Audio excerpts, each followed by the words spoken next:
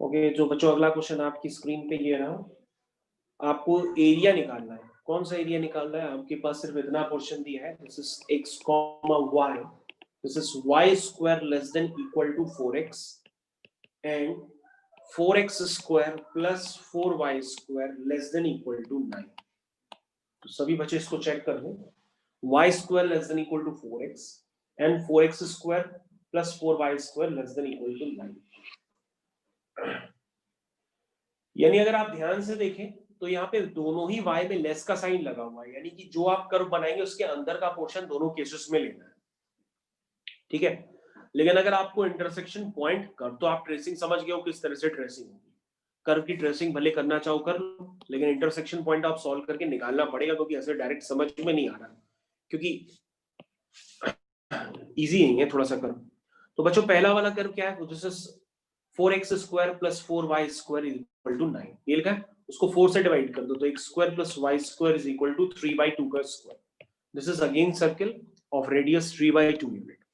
तो बच्चों इसको बना लीजिए आप। ये देखिए मैंने आपकी स्क्रीन पे जस्ट अभी मार्क किया वो सर्कल, ठीक है। दोबारा कर देता हूँ थोड़ा सिमेट्रिकल बनाने के लिए।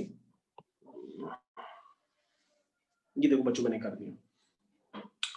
तो बच्चों इसकी जो रेडियस है वो क्या है? 3/2। तो ये हो गया 3/2, 0, 0, minus 3/2 plus 3/2 and 0, minus 3/2 and minus 3/2, 0। समझ गया? अब क्या करना है बच्चों? आपके पास है y square equal to 4x। y square equal to 4x तो आप इतनी बार बना चुके होंगे, चलो बना लो उसको। तो बच्चों ये इंटरसेक्शन पॉइंट आपको पता होना चाहिए क्या है। तो बच्चों इन दोनों कर्व्स को आपको सॉल्व करना पड़ेगा, इंटरसेक्शन पॉइंट निकालने पड़ेंगे। तो आपके पास y स्क्वायर इक्वल टू क्या है? 4x है। तो आप एक काम करो, लिख दो x square plus y square की value 4x is equal to 9/4। आप इस इक्वेशन को सॉल्व कर लो। This is quadratic in x, this is quadratic in x। तो बच्चों इसको आप सॉल्व कर लीजिए और चेक कर लीजिए क्या आ रहा है। सभी बच्चे इसको सॉल्व करें और देख लीजिए क्या आ रहा है।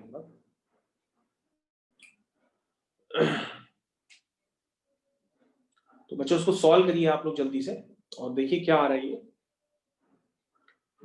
तो बच्चों ये सॉल्व करने पर आ रहा है 2x plus 9 and 2x minus 1 is equal to 0। इसका मतलब बच्चों x की वैल्यू -9/2 है एंड x की वैल्यू हाफ है। तो बच्चों आप x नेगेटिव तो लोगे नहीं, क्यों? क्योंकि आपका जो इंटरसेक्शन पॉइंट है वो राइट हैंड साइड में है, यानी फर्स्ट क्वाड्रेंट में या फोर्थ क्वाड्रेंट में, मतलब उसमें x नेगेटिव नहीं हो सकता। इसका मतलब ये वाला जो पॉइंट है ये तो आप एक्सेप्ट करोगे नहीं, यही वाला पॉइंट आप एक्सेप्ट करोगे, है ना।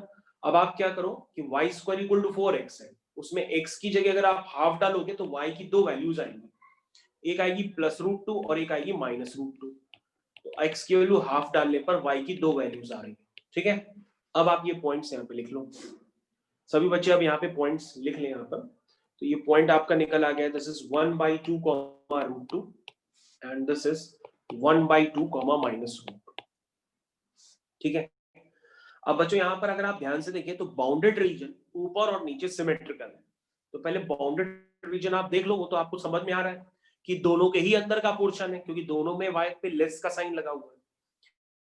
तो आप इस तरीके से ये बाउंडेड रीजन आप बना लो। ये देखो मैंने आपकी स्क्रीन पे ट्रेस कर रहा हूँ, this is the bounded reason, ये आपको निकालना है, ठीक है।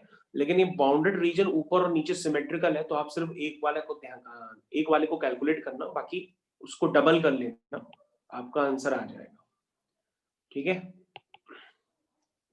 कई लोग दूसरे मेथड से भी करके आंसर निकाल लेते हैं। अगर आप कोई दूसरा मेथड यूज कर रहे हैं, बस उसमें ये ध्यान रखिएगा कि उसमें इंटीग्रेशन होनी चाहिए, ऐसा ना हो बिना इंटीग्रेशन के ऐसे ही निकाले दे रहे हो आंसर, तो गलत हो जाएगा, ठीक है।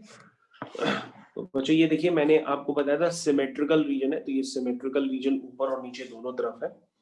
अब आपको काफी सही ढंग से समझ में आ रहा होगा। अब बच्चों यहाँ पे स्ट्रिप पे समस्या है, क्योंकि स्ट्रिप जो है उसमें ऊपर वाला y माइनस नीचे वाला y जो है उसकी डेफिनेशन बदल रही है। अभी तक जो आपने कर्व्स देखे थे उसमें ऊपर जो y होता था, यानी ऊपर जो वाला जो कर्व का फॉर्मेशन होता था, उसकी y की वैल्यू यानी उसकी डेफिनेशन सेम रहती थी, या y की वैल्यू चेंज हो रही है। देखिए यहाँ पे मैं आपको ट्रेस करके दिखा रहा हूँ। देखिए बच्चों यहां से इधर देखिए, यहां से लेकर यहां तक y आपका कुछ और है, ठीक है।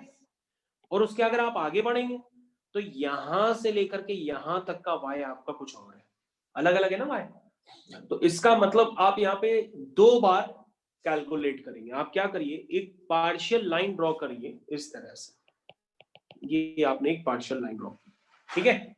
अब आप क्या करिए, 2 तरीके से एरिया निकालें। एक बार स्ट्रिप आप यहां पे ले लीजिए जहां मैं आपको बता रहा हूं, देखिए ये मैंने स्ट्रिप एक बार यहां पे ले लीजिए और एक बार स्ट्रिप आप यहां पे ले लीजिए। इस तरह से 2 स्ट्रिप बनेगी, एक बार लेफ्ट हैंड में एक बार राइट हैंड में। आई थिंक आपको समझ में आ गया होगा। तो अब आप क्या करिए, इसको इंटीग्रेट करना स्टार्ट करिए, काफी आसान काम है। तो कैसे करेंगे, 2 रीजन्स में। सबसे पहले ऊपर वाला y माइनस नीचे वाला y, तो बच्चों बताएंगे आप, ऊपर वाला y माइनस नीचे वाला y तो कौन सा होगा। सबसे पहले ऊपर वाला y, क्या इक्वेशन है पैराबोला की, y square equal to 4x। तो y की वैल्यू क्या हो जाएगी, रूट ऑफ 4x, यानी कि 2 रूट x। ये हो गया 2 रूट x माइनस नीचे वाला y। नीचे वाला y तो बच्चों x एक्सिस है, उसकी इक्वेशन 0 होती है। x एक्सिस में y की वैल्यू क्या होगी, 0। तो ऊपर वाला y माइनस नीचे वाला y किया, तो मैंने एक रीजन अभी निकाल लिया जिसको मैंने मार्क किया है ओ ए बी से। तो ओ ए बी वाला रीजन जो है मैंने उसका एरिया निकाल लिया, ठीक है। इसमें लिमिट क्या होगी बच्चों, उसमें लिमिट होगी 0 से हाफ, ठीक है। प्लस अब आप क्या करेंगे, फिर ऊपर वाला y माइनस नीचे वाला y। अब आप ए बी और सी वाला रीजन देखिए ध्यान से, ए बी और सी वाला। तो ऊपर वाला y माइनस नीचे वाला y करेंगे, तो ऊपर वाला y किसका है, वो तो सर्किल का y है। सर्किल का y आप कैसे लिखेंगे, कहोगे सर दिस इज 3/2 का स्क्वायर माइनस एक्स स्क्वायर। बच्चों ध्यान से देखिए, फिर से वही आपके पास फॉर्मूला रिपीट हो गया, square root of a square minus x square का। तो ये आपको एकदम रटा होना चाहिए, इसमें कोई डाउट मत रखिएगा। माइनस नीचे वाला y वो आ गया 0, ठीक है। तो बच्चों मैंने एबीसी का भी निकाल लिया। इसमें लिमिट क्या होगी, इसमें लिमिट होगी हाफ से लेकर के 3/2, ठीक है।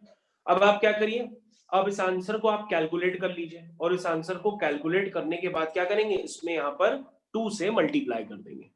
कैलकुलेट करने के बाद आंसर में 2 से मल्टीप्लाई कर देंगे तो आपका नीचे का भी रीजन निकल करके आ जाएगा। तो सभी बच्चों ने होपफुली इसका सॉल्यूशन समझ लिया होगा। अब आप इसको कैलकुलेट करिए और नीचे का आंसर निकालने के लिए अपने आंसर को डबल कर लीजिए। तो बच्चों अगर आप स्पेसिफिकली बहुत सही ढंग से करेंगे तो ही आप आंसर निकाल पाएंगे, वरना आंसर आप निकाल नहीं पाएंगे, आपका 100% गलत हो जाएगा। क्योंकि आप समझ तो गए कर्व की ट्रेसिंग कैसे होती है, लेकिन तब भी आप 1 नंबर गवा बैठोगे अपने आंसर में। तो ठीक है, मैं तो उसका आंसर लिख रहा हूं, आपको सॉल्व करना होगा। तो बच्चों इसका आंसर आपकी स्क्रीन पे लिख रहा हूं, this is √2/6 plus 9π/8 minus 9/4 sine inverse 1/3 square units. तो ये बच्चों इसका आंसर है। ये आपको समझ में आना चाहिए कि सर ने आंसर किस तरह से निकाला है। तो आई थिंक आप अब इसको कर लोगे, कर लेना ही कर लेना। आप अभी भी चेक कर सकते हो, कोई दिक्कत हो तो बता दीजिए।